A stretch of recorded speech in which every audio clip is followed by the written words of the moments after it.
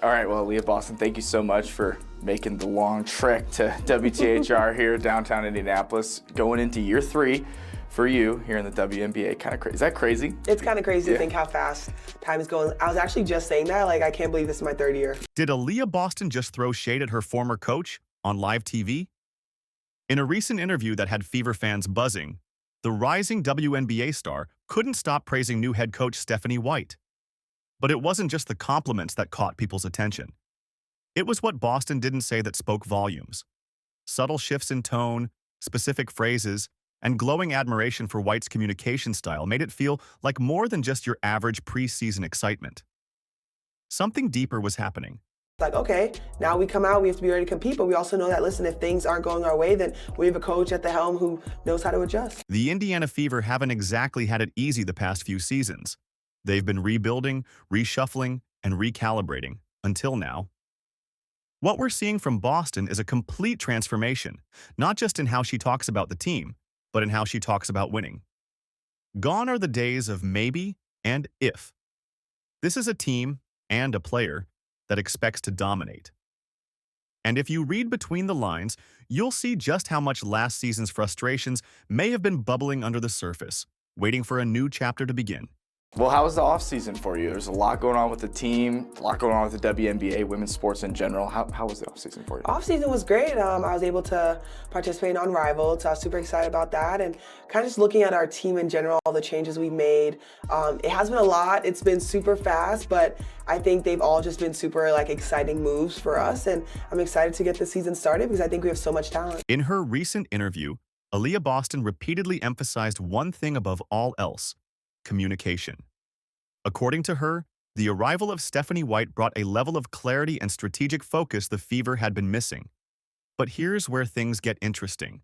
When she spoke about White's ability to adjust in-game and maintain clear direction, it mirrored the exact criticisms many had about Christy Sides last season. Coincidence? Maybe. But in the world of professional sports, every word matters, especially when delivered with a smile and just the right amount of pause.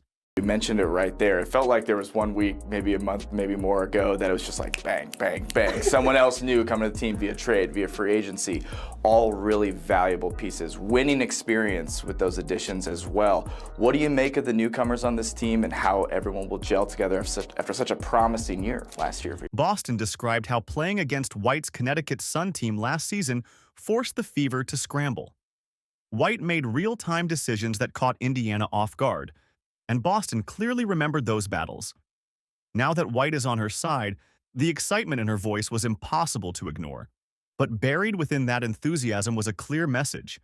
This team finally has a leader who knows how to steer the ship when the water gets rough. It doesn't take a mind reader to see the contrast she was drawing. And longtime fans knew exactly what she was getting at. I think when you look at who we've brought in and who is still here, I think what really helps us and excites us the most is that we win. We win a lot. Coming from winning programs just in general and being able to put this together, I think it's going to be super exciting. Like every time we get on the court and we're practicing or if we're playing pickup, we're like, I can't wait to get the season started. Like we are going to just play so well. When Aaliyah Boston began discussing the team's off-season moves, her face lit up like never before.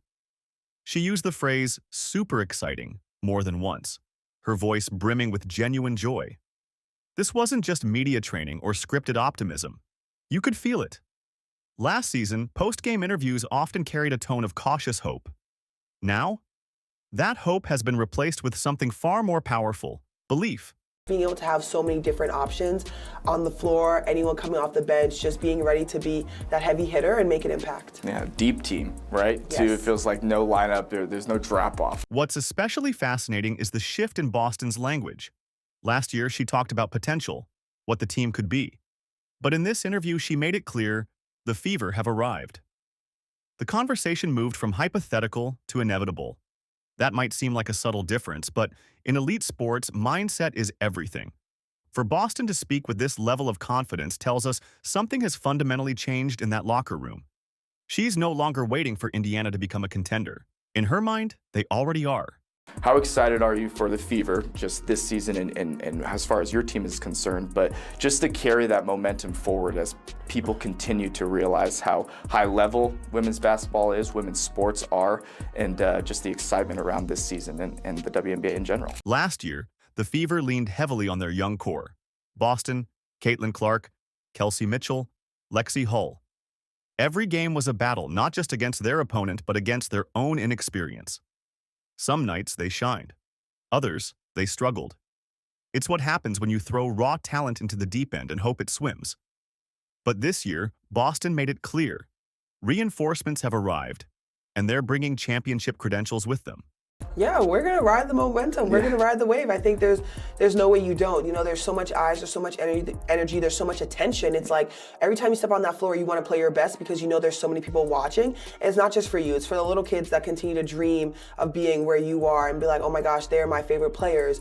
And the fans that continue to watch, it's like you want to continue to show them, like, listen, we come out here, we compete not just for ourselves, but for you guys because you guys pour so much attention, so much love on this Fever squad. And so we just have to be ready to compete every single night. She highlighted how the new additions don't just fill gaps, they elevate the entire roster. These aren't just names, they're veterans with playoff scars and leadership instincts. And that matters. Boston didn't shy away from saying it outright. The team now expects to win because the front office brought in people who know how to win. That's a big leap from where the Fever were a year ago.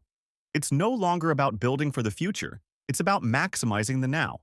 Also, part of the newness of this season, and it feels like it's kind of hitting a crescendo, right, as we are only a month away, but head coach Stephanie White, new to town, not really new to town, new maybe for you, but what has that relationship been like in kind of the Stephanie White regime here going forward? Boston couldn't hide her admiration for Coach Stephanie White, and honestly, she didn't try to.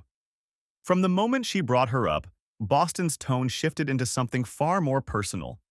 She recounted how quickly White started sending her film, discussing player roles, and laying out a vision. It wasn't just a coach talking at a player. It was a leader partnering with her team. That's super important, Boston said, and it's not hard to see why. In a league where locker room trust can make or break a season, White is building that trust early. It's been great. I think Steph has just done a great job ever since she got the job of just communicating. I remember within the first few weeks that she had the job, we were watching film about how she wanted me to be able to play what she thinks of the team, what she wants our goal to be once the season starts, where we want to end. And I think for me that's super important because even though it feels like I've been in the league for quite some time, you know, this is only my third year, and being able to learn from a coach that you've been able to see, especially being able to play against her and seeing the way that she coaches, the way that she makes adjustments, is super exciting for me. Even more telling was Boston's memory of playing against White. Back when White coached the Sun, her tactical moves left the Fever scrambling. Boston admitted to being caught off guard, praising the way White continuously introduced new wrinkles, even in the playoffs after facing Indiana multiple times. That kind of adaptability stuck with Boston. Now that she has it on her side, the implications are massive. She's not just glad White is in charge, she's relieved. Talked about going against her in the probably most important series of your career, right, in the first round last season. What did you take away from going up against her? That maybe you're like, oh great, she's on my side now and we can use this to our advantage. Yeah, when we played against Connecticut, Steph, I mean, her adjustments, the way she started off the game, I remember there were times where we were playing and I was like, did they mean to do this? And then you come back again the second possession and they really did mean to do that. And it's something that we didn't think about, and coming in, it's like, okay, well, now we have to adjust. Perhaps the most powerful evolution we're seeing in Aaliyah Boston isn't physical, it's mental. She's no longer the rookie who talks about learning and developing. She's a third-year star who's talking about execution and expectation. Words like formidable and dangerous are replacing potential and growth. And it's not just talk. Boston's game reflects that change. You can see it in her confidence, her decision-making, and her ability to shake off mistakes quickly. When for her, it's like, we've already played you guys 3-4 times, now we're going to the playoffs, and they still bring something new to the table. So to be on that side, it's super exciting because I think, once again, we have so much talent on our squad. We're going to be going up against all these teams that in the offseason also made adjustments, also have just great, talented, flat-out hoopers. So it's like, okay, now we come out, we have to be ready to compete, but we also know that, listen, if things aren't going our way, then we have a coach at the helm who knows how to adjust. A huge part of that growth, she explained, came from her time in Unrivaled. The experience gave her the confidence to trust her shot, trust her instincts, and stop second-guessing herself. "It's okay if you miss one. You can still take the next one with the same confidence," she said. That may sound simple, but it's monumental. In the WNBA, the difference between a good player and a great one often comes down to who can stay locked in mentally. And right now, Boston is as locked in as we've ever seen her. What was Steph's message just in her first team meeting? Unity. I think that was the biggest thing. You know, we talked about it earlier, even in this, is the outside noise. And so for her, it's about sticking together, making sure that we are a tight unit, that nothing can poke holes in between what we have going, because that's one way to go down, and we don't want to go down. Aaliyah Boston isn't just growing into her role, she's owning it. One of the most telling moments in the interview came when she spoke about being both a young player and a leader. It's a tough balancing act. Too much leadership pressure can derail personal growth, but too much focus on development can make you seem disconnected from the team's bigger picture. Boston walks that tightrope like a pro. She doesn't demand the spotlight, but she commands attention through her presence, her consistency, and her example. Just by how we operate with each other off the court, how we are on the court, I think being able to be selfless is another thing that we talked about in the team meetings, like giving up a good shot for a great shot. And I think that's just super important, because when you get in games, you know, you never know when your number is going to be called to hit that big shot, and being able to trust each other to be able to do it is going to be important for us. Her conversations with teammates like Dana Evans revealed just how seriously she takes her role. Evans told her that her play would be super important for the Fever's success, and Boston didn't flinch. She embraced the pressure. She acknowledged that with the talent around her, from Caitlin Clark's tempo to Kelsey Mitchell's scoring punch, her responsibility is to anchor the team, both emotionally and physically. That means owning the paint, setting the tone, and making everyone around her better. And the way she spoke about that responsibility wasn't just mature, it was fearless. So you mentioned there's so much talent on this team. There's so much excitement revolving around this. The new additions, the core, you, Caitlin, Kelsey, getting Kelsey back, that's obviously huge for this group. What is it, you know, you kind of were the hunters last year. You were young, you were exciting, and really ended the season on a high note. Do you feel that transition, or is it too early to say that you're maybe the hunted at this point? Is there still a lot to prove with this group? What's the goal going in? What do you want to see, the expectations, everything like that, with all the talent that you keep mentioning? Beyond basketball, Boston's bond with Indianapolis is growing stronger, and she knows it matters. In a powerful moment, she reflected on the Fever's promotional shoot at the historic Madam Walker Theater. Most players would have used that as a chance to plug the campaign or thank the fans, but Boston dug deeper. She connected the team's story to the city's legacy, showing that she understands the cultural weight of representing Indianapolis. That's not something you can fake.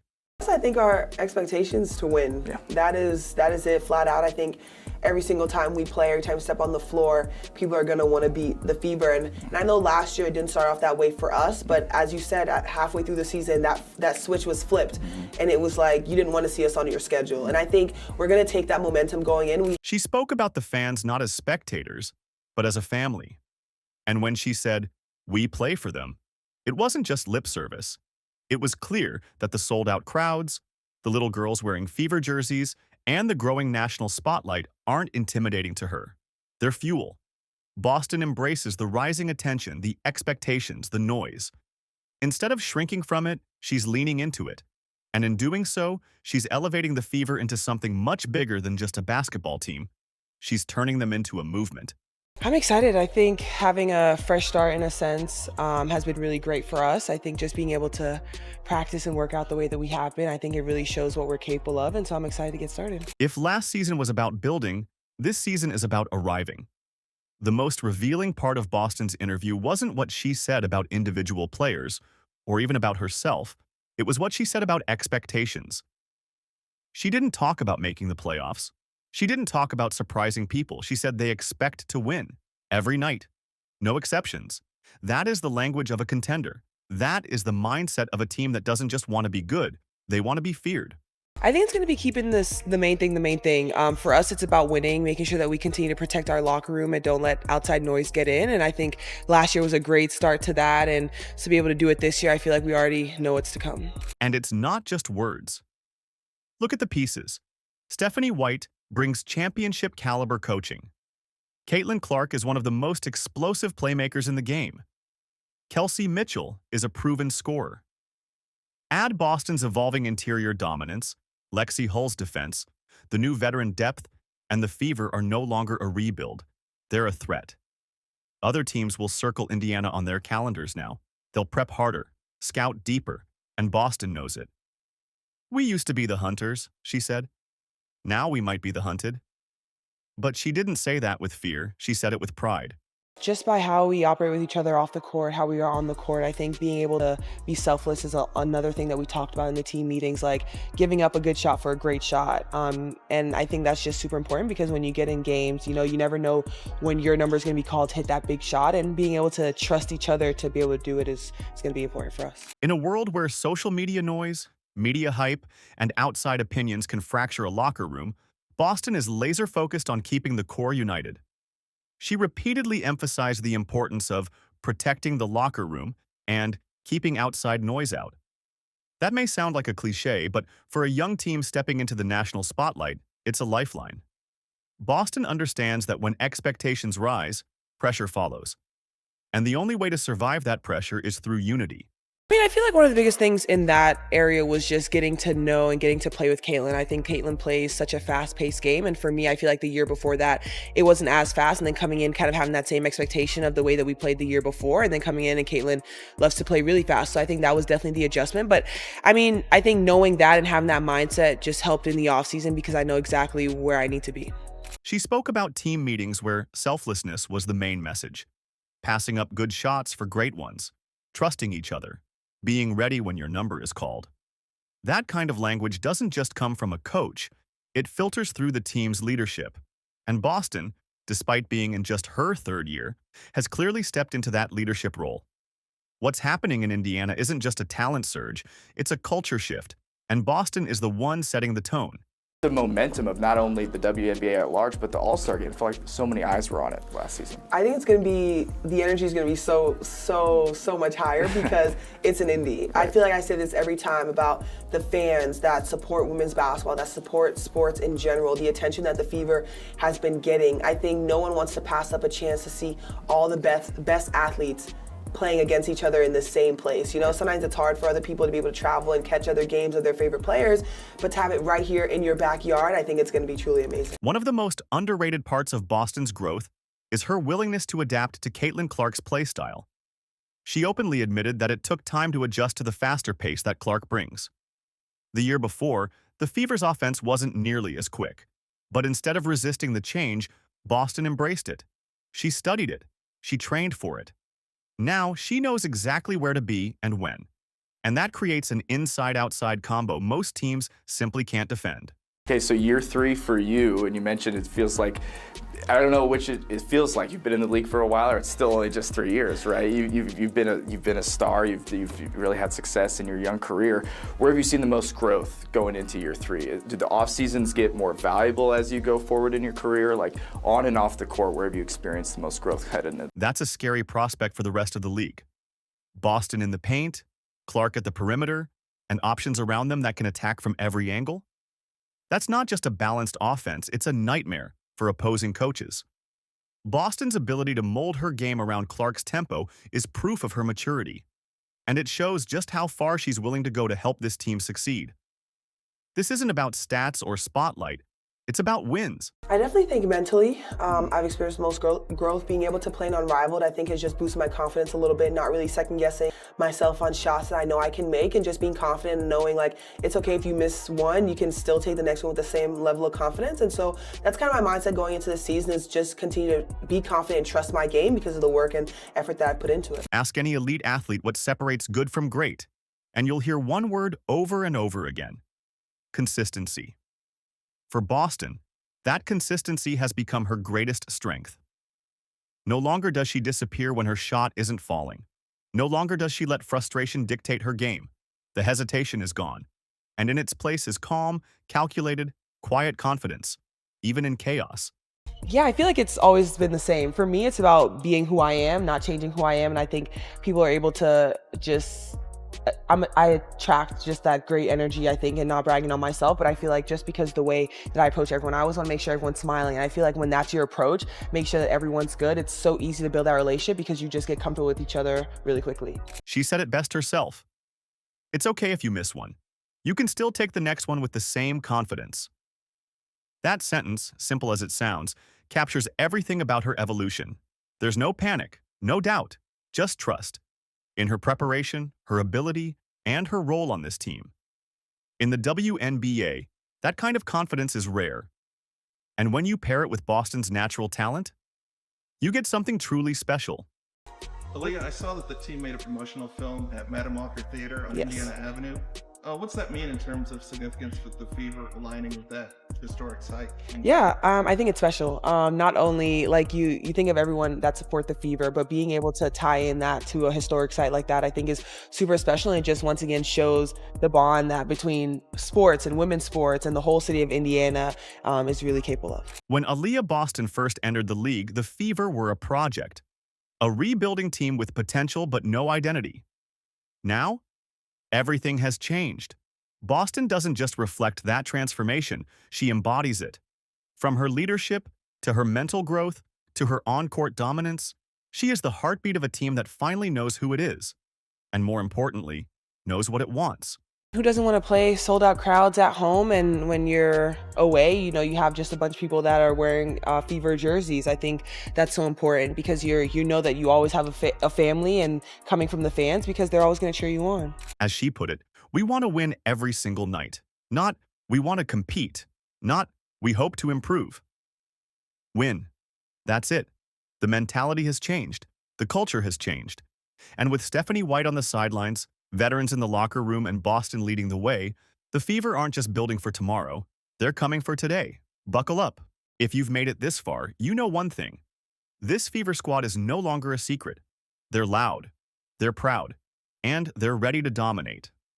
If you're excited to watch Aaliyah Boston and Caitlin Clark light up the WNBA this season, drop a comment below with ABXCC and let us know what matchup you're most excited for. Don't forget to like, subscribe, and turn on notifications so you never miss an update. We've got more behind-the-scenes WNBA stories coming your way, and trust us, you won't want to miss what's next.